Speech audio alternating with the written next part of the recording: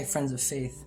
It's Wednesday, December 16, and we're in this third week of Advent where we've just lit the candle of joy. And I'm just showing you around what is probably my favorite room in the house here, the living room where we've got the Christmas tree. And I was just showing you how my daughter's dollhouse is probably decorated more completely and more beautifully than the rest of our house.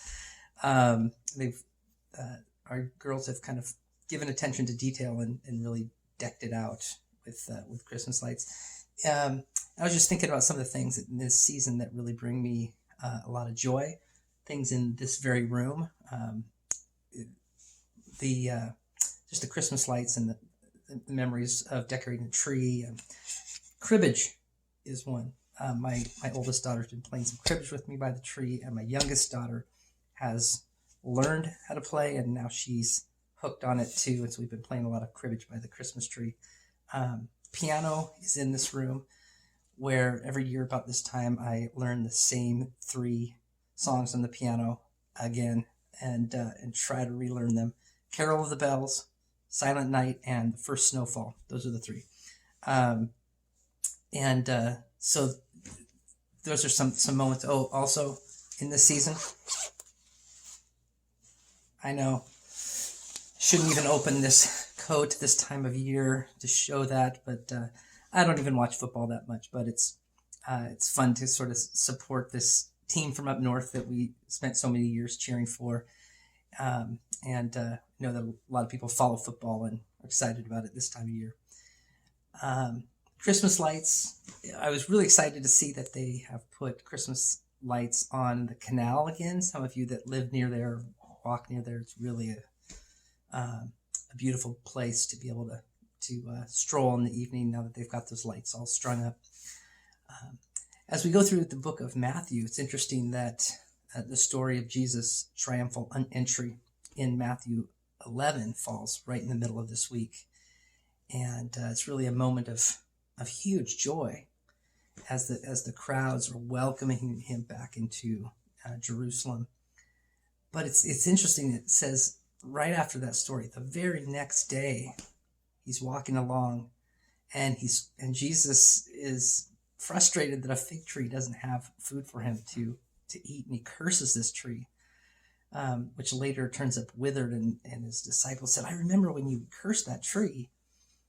And then just right after that, Jesus walks into the temple and is angry and overturns the money changers' tables and drives the livestock from the temple.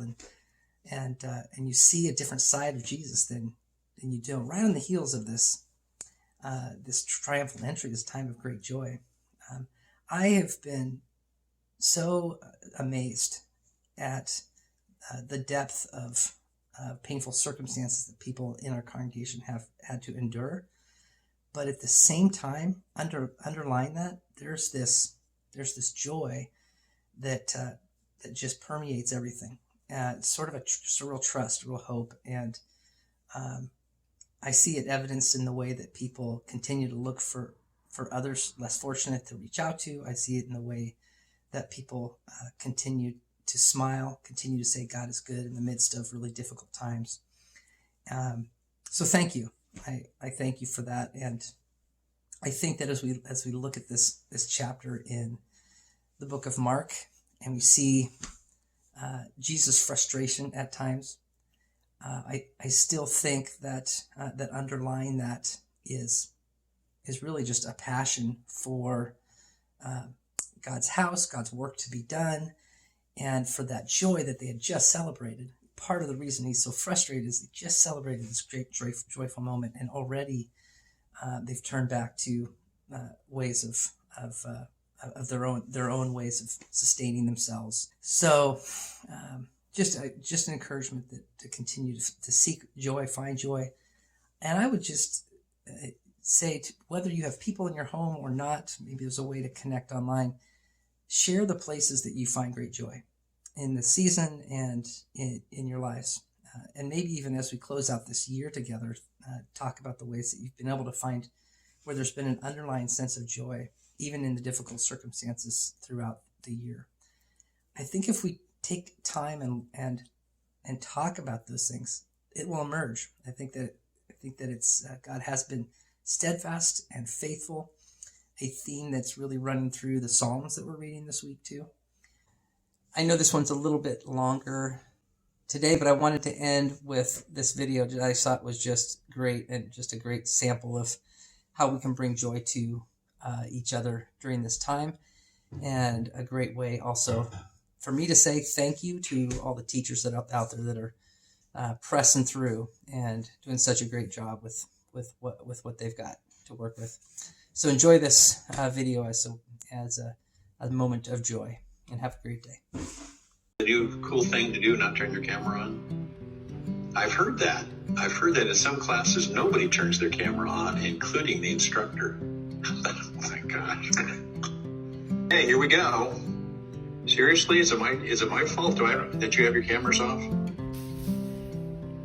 So, Dr. Brown, we actually kind of wanted to do something.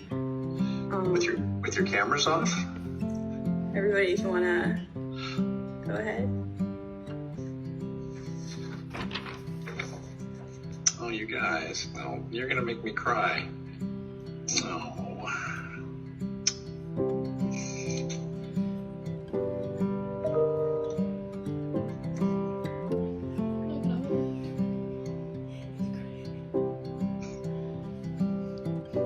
You guys.